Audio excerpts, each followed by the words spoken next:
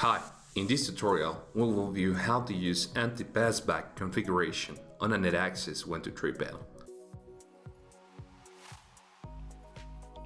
Begin by logging into the web user interface using Google Chrome. To work with this feature, you must activate it first under the Behavior Settings section of Panel Configuration. Locate the menu icon at the top left corner or simply click Panel right from the left menu. By default, it will appear at the Settings tab. If you navigate all the way to the bottom, you will have Behavior Settings, and here you will have Anti-Passback. By default, it's disabled, so you must enable it. Once you are done, hit Save.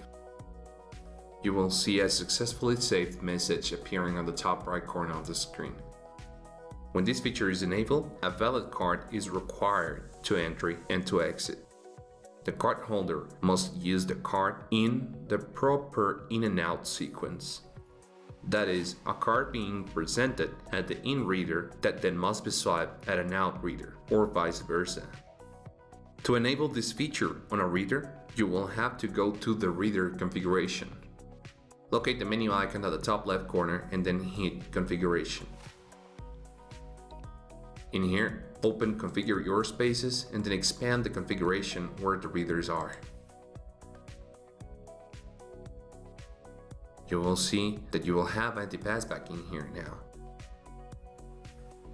The hard and soft and in and out Anti-Passback options appear only after enabling Anti-Passback in here. Hard will validate the status before allowing entry.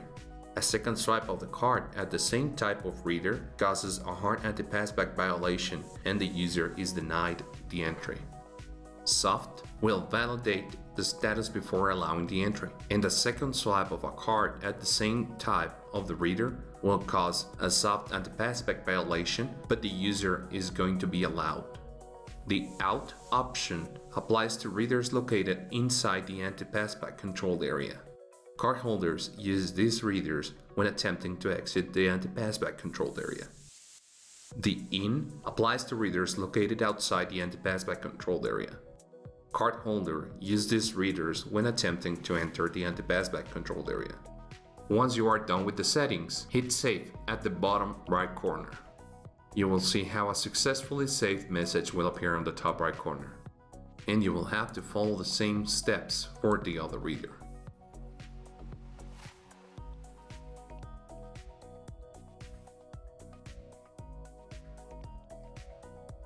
For more information and videos, please visit our webpage, mywebtech.honeywell.com.